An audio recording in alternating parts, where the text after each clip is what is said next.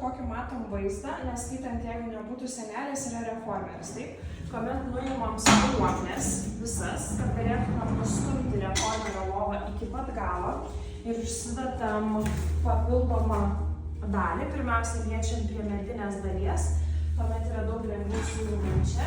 Dabar mes turim towerį, taip, tai reiškia stabili lova su towerio senelė ir galim daryti įvairius pratimus nuo towerio senelės. Pirmoji dalis yra šita metalinė dalis.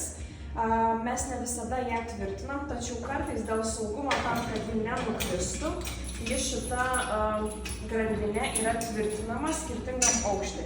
Aš galiu, tarkim, ją pritvirtinti šitame aukšte ir jis žemiau nesileis, tuomet galėsiu gan didelę amplitudę kelti, taip pat galima bet kurioje vietoje pritvirtinti ir tiesiog laikysis ši atrama aukščiau. Ši lazda, dažniausiai mes ją laikome šitaip, kad netrukdytų, tuomet persinešam į priekį ir tai yra lazda, kuri tempiasi. Spyruoklės nėra keičiamos, intensyvumas priklauso nuo to, kaip toli atsitraukiam nuo senelės.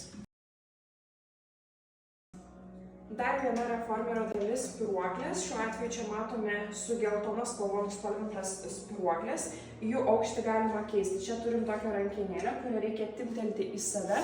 Tuomet visiškai galime lengvai keisti reformerio spyruoklės aukštį. Tiesiog paleidžiam rankenėlę ir užsifiksuojam. Ši spyruoklė atrodo šiek tiek kitaip, ar ne, jeigu geltona buvo plona, tai ši yra storesnė, bet skirtumo, kuri stipresnė, kuri silpnesnė lyginti nereikia.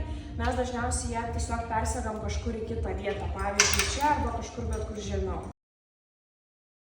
Matote, visos spyruoklės vienos yra trumpesnės, kitos ilgesnės, skiriasi jų spalvos, jums nereikia žinoti, kuo jos skiriasi, svarbu surasti vieną ir kitą, kuomet mes spyruoklės keičiame vietomis arba keičiame dirželius.